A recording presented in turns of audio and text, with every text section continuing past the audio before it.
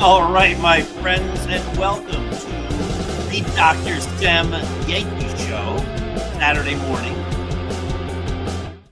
March the 14th, 2026. And let's make today a great day. How do you make your day great? It's simple. You look to the good that's around you, and you embrace it, and you bring it into your life, and you cherish it.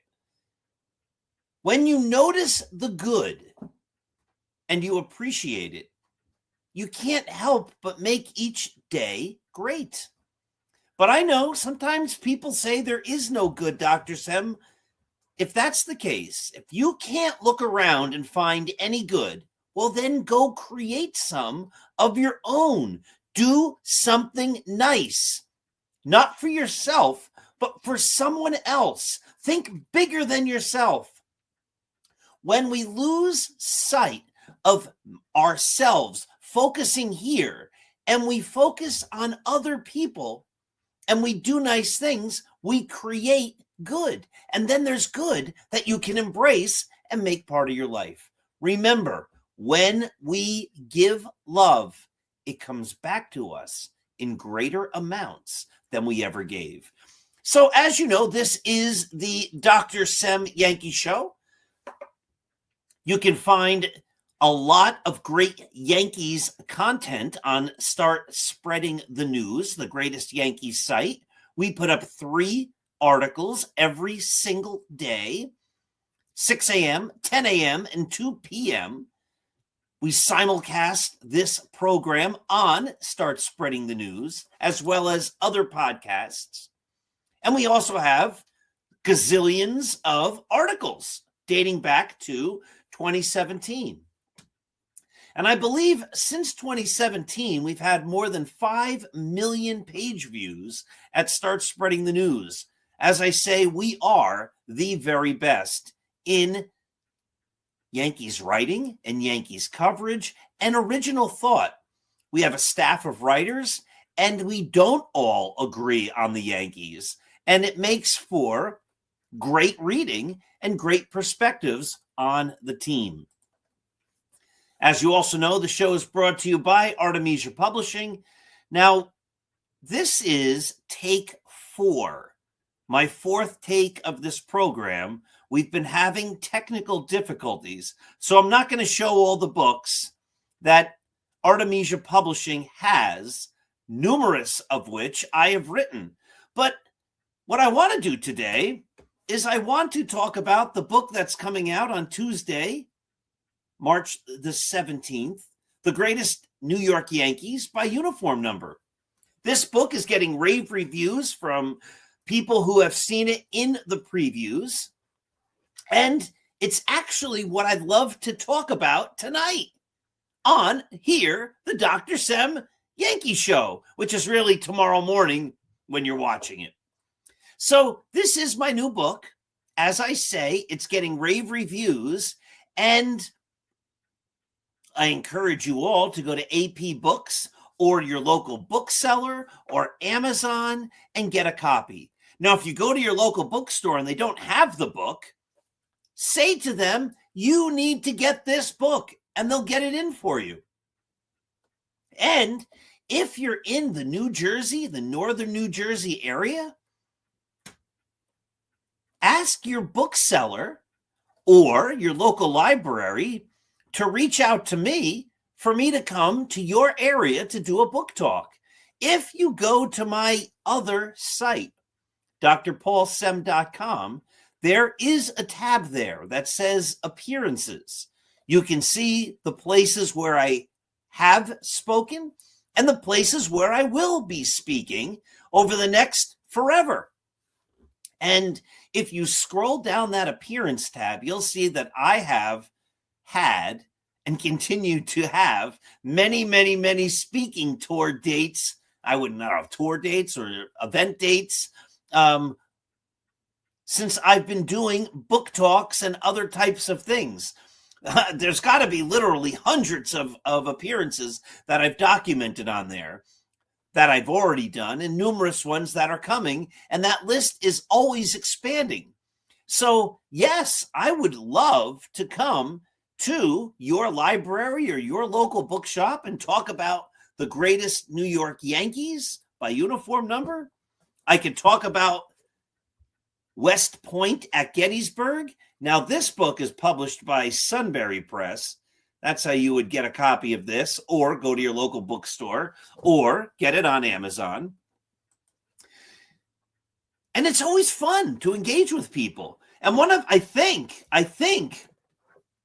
this book is going to be an especially fun book to do book talks with, because this book is going to be one that leads to great discussions, great debates, and I hope not arguments, maybe fun arguments, but I think a fun argument might be better characterized as a debate, because what I do is I go through every single uniform number, starting at 99 and counting down, and I discuss who the greatest Yankees or the greatest Yankee at that number is or was. I also have some great original charts that I put in here. There are great graphics. There's great pictures of some of the players. And it goes starting at 99, and it counts all the way down to 0. Now, for some numbers, it's obvious. The greatest number 99 is Babe Ruth. The greatest number 3 is, did I say Babe Ruth? The greatest 99 is Aaron Judge. My brain's ahead of my mouth. The greatest number 3, Babe Ruth. The greatest number 4, Lou Gehrig. But some numbers leave it open for great debate. And this is where the discussions, the debates, the friendly arguments might come. For example, number 30. Was the greatest number 30 Willie Randolph or Mel Stottlemyre? Or how about number 8? Who was better, Bill Dickey or Yogi Berra? Now, a few notes. This isn't which player wore a uniform for a moment and was the greatest player to ever don that uniform, if only for a short while. You'd be hard-pressed to find very many better Yankees in history than Mickey Mantle, of course. Some arguments would say the only two that are better than Mantle, or were better, were Ruth and Gehrig. Some might say DiMaggio is better. Some might say Aaron Judge will be better. But obviously, Mantle's on the short list. For a brief amount of time, he wore number 6. So he's already recognized as having number 7. And a player could be the best in more than one number, but Mantle wasn't the best player while wearing number 6. There's players who were better than him because you'd only have one season of Mantle in number 6 from which to judge. So that's how I came up with the criteria. It's who was the best player while wearing that number over the course of how many games they played or pitched while wearing that number. And I don't necessarily just agree with a number that's retired either. I don't say number 9 is retired for Roger Maris, so he's obviously the greatest at that number. I don't play it that way. Hank Bauer might have been better than Roger Maris. Greg Nettles might have been a better player as a Yankee wearing number 9 than Roger Maris. Or it might have been Roger Maris. But these are the great debates that I present and I discuss and I draw a conclusion from in the book. Was number 1 Earl Coombs or was number 1 Billy Martin? Or was number 1 somebody else? Was the greatest Yankee while wearing uniform number 1 someone else? Also of great fun and of great note, if the number was worn by a manager, I don't count the manager. So Joe Torre's number 6 is retired, but he's not the greatest Yankee in uniform number 6 because he didn't play for the Yankees. Casey Stengel's number 37 is retired, but he can't be the greatest Yankees player in number 37 because Casey Stengel never played while wearing number 37. As I said, I also created some really fun charts with interesting statistics and interesting facts. And in addition to counting down from 99 to 0, I also list the greatest Yankees who didn't wear a uniform number. Uniform numbers only began in 1929. So who were and who was the greatest Yankee or Yankees before uniform numbers were on their backs? Look to this wonderful book published by Artemisia Publishing, and you'll find that I give the answer. I also have an extended appendix with all sorts of lists of numbers and Yankees by alphabetical name, so you can look their numbers up. The Yankees in Monument Park, Yankees who deserve to be in Monument Park, the top Yankees by WAR, etc., etc. It's just fun stuff. This is a book you're going to want to read. It's a book you're going to want to get. It's a book you're going to want to have your friends get so that you can all read it and then debate. And again, I am happy, and I would be happy to head to your local library. I speak at senior citizens clubs, other types of clubs, your local bookstore, and I can tell you who I think the greatest number 8 was. I'll give you a hint. It's Yogi. And you can argue why it's not Yogi, because Bill Dickey has a great argument for being the greatest Yankee to wear number 6. Once again, you can find the greatest New York Yankees by uniform number at apbooks.net. One of the fun things that happens when you go and give book talks and things, I just did a book talk for the West Point at Gettysburg book in Englewood just the other night. And that book focuses on all of the West Point graduates who fought at the Battle of Gettysburg, July 1st, 2nd, 3rd, 1863. And as you know, this is volume 1, covering people, men, whose last names began from A through G. So volume 2 will begin at the letter H. Without getting into a whole bunch of Civil War stuff, not every general who fought in the Civil War came from West Point. There were generals who became generals in political ways and other ways. And when you do a book talk, people come and they ask questions. And a person in the audience at Englewood raised his hand and he said, "How many generals fought at the Battle of Gettysburg?" And I thought, I don't know that. That I don't know. How would I know that? Because I really didn't research that. I was researching, and I am researching as I write volume 2, the West Point graduates who were at Gettysburg. And they weren't all generals. They were officers because they graduated from the military academy, but they weren't all generals. Anyway, so I checked it out, did some research, and I found that I believe this number is true. There were 120 different generals who fought at the Battle of Gettysburg. It's always fun to find out more facts and more information. And I will now address that question ahead of time when I do book talks for West Point at Gettysburg. I'm going to be doing a few of them right in a couple of weeks. I think I'm in Demarest. I think that's on the 26th. You could check that website, drpaulsem.com, and find the exact dates, and I'll advertise it on Start Spreading the News. I'm going to be next coming Wednesday, the 18th, the day after the book, the day after the Yankee book comes out. I'll be the featured speaker at the Ridgefield, New Jersey annual library luncheon.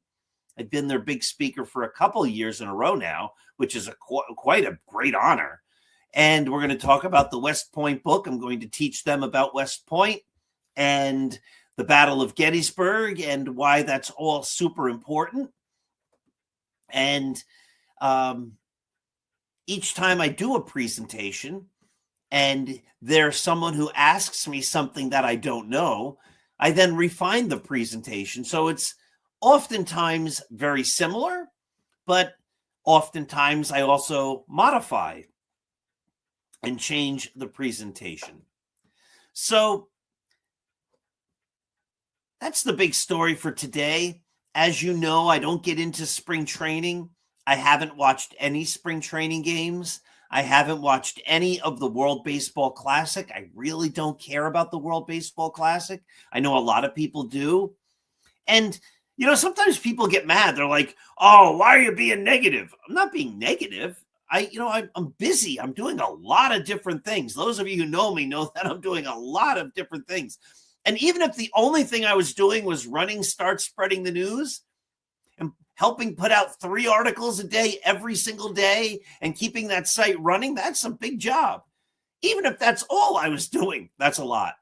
But try running a blog like this someday and you'll see. But then I'm doing podcasts. I'm writing books. Like on and on and on. And it's just, there's a million things. And it's great to be busy, though. It's great to be engaged in so many things and to be doing so many great things and to meeting so many great people. And again, that's one of the joys of being able to be an author. But since I'm so busy, I don't have really time to watch the World Baseball Classic, and I don't have time to watch spring training games, because here's the truth about spring training games. I hate to break this to some people out there who really get into it. By and large, for the most part, the majority of the time, one's spring training numbers are irrelevant to how one performs in the regular season. I've seen this my whole life.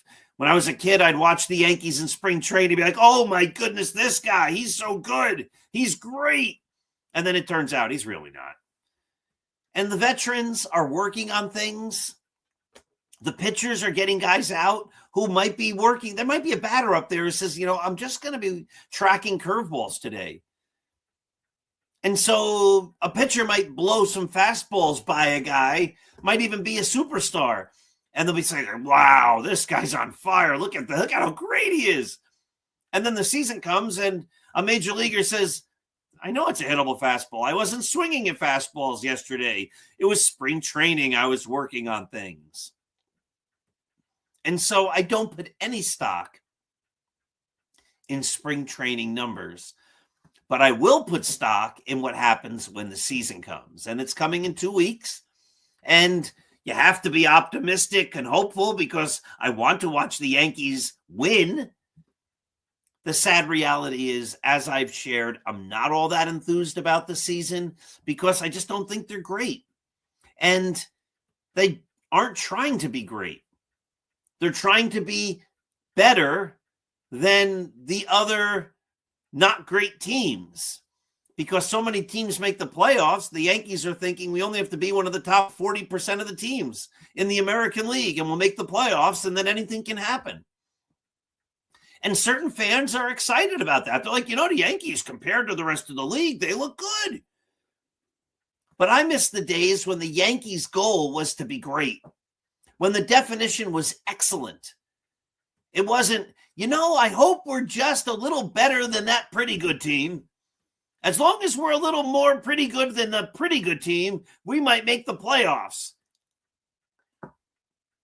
There's a vast difference and a vast divide between striving to be just a little better than pretty good and striving to be great.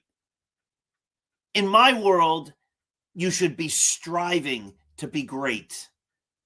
Greatness is what should be defining really most of our efforts, most of the time, and most of what we do. But it should be always defining what the Yankees are doing because they're the New York Yankees and that's their brand. We are the greatest franchise. They, not we, but that's what they would say. We are the greatest franchise. So act like it. Be the greatest franchise and shoot for greatness and excellence, not a little better than pretty good. And I'm surprised that when I have these discussions, people don't understand that there's a vast difference, a momentous difference, a difference that's Canyon-esque between being excellent, striving for greatness, true excellence, and striving for pretty goodness. That's a vast difference. And there was a time when the Yankees were defined by striving for greatness. If you strive for greatness and you fall short, at least the fans say they tried, they put their best foot forward. But if you strive for pretty goodness and you fall short, I'm not inspired. Well, we thought we were better than the fourth place team. As long as we could be one of the top 6 teams in the league, we thought we could be top 5. And then the Cleveland Guardians knocked us out of the playoffs. Just wasn't our year. That's not inspiring. Maybe that's inspiring for the Cleveland Guardians or the Minnesota Twins. It's not inspiring for the New York Yankees. And that's what's disappointed me these last many years is the lack of enthusiasm, this lack of desire to be great. And I want the Yankees to want to be great. And I wish all their fans would root for that. But so many have bought into we're over 500 for so many years. We've been successful. And we just are going to try to make the playoffs because then anything can happen. I don't want to root for anything can happen. I want to root for, in every series, my team is the favorite team. Knowing full well they won't always win, but also knowing full well that they put their best foot forward. I expect greatness. I was just at my eye doctor yesterday. He is the greatest eye doctor. I enjoy going to the eye doctor because someone who's great is checking out my vision. And I trust his perspective entirely. I trust his expertise entirely because his reputation is flawless and he sets the highest bar for excellence. I wouldn't go to an eye doctor who's pretty good. He's not bad. I mean, he's a little better than average. Think about it. My chiropractor is fantastic. My doctor, fantastic. My dentist, fantastic. I go to people who are the best because I expect excellence. In my professional life, I try to be outstanding. I don't try to just say, I'm a little better than kind of pretty good. It's okay. It's all right. The difference between and greatness is a canyon. It's ginormous. And I just don't understand why people don't get that when I say that. The Yankees could win the division, Paul. They're going to be pretty good. They could win 88 games and make it. They're going to be fine. I don't want my team to be striving for 88. I want them to be striving for 110 because they have the very best players because they're the Yankees. I think the Yankees will probably make the playoffs. I think it'll be an uninspiring brand of baseball this year. When they finally make it, it'll be, okay, wow. That was a long season. It wasn't like super fun because they're not a super fun team to watch, even though I love them and write about them all the time. Let's hope. There's nothing I'd like more than to have the Yankees have a great year and to be coming on here in October or early November and going, they're the world champs. I never saw it coming. I was not a believer. They proved me wrong, and I couldn't be happier. My goodness, if I'm saying negative things about the Yankees, I want to be wrong. Yankees proved me wrong this year. Be great. Be excellent. Make it a fun summer. Unfortunately, I don't think they will. All right, my friends. We're running long here. West Point to Gettysburg. Phenomenal book. If you haven't read it, you should. This is coming out on Tuesday, The Greatest New York Yankees by Uniform Number. Phenomenal book. Get it. Debate with your friends. Have yourselves a wonderful day. Remember, when we root for sports teams, it's just fun. In the real world, in real life, seek excellence in everything you do. But along the way, remember that you're dealing with other people who have feelings and emotions. Be kind, be understanding, and show love. Show compassion. Be the better person. Be gracious. Show gratitude.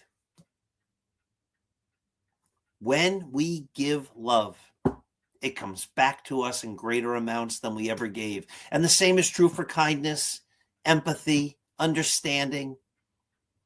Does that mean everyone's going to be nice to you? No, it does not. But most will.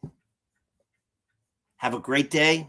Let's go Yankees in a couple of weeks. Let's go Team USA, because if they win, even though I'm not really watching and I don't really care, but if they win, maybe it teaches Aaron Judge what it's like to be a champion. And maybe he brings that back to the Yankees and helps carry them to a championship. Wouldn't that be something? Have a great day.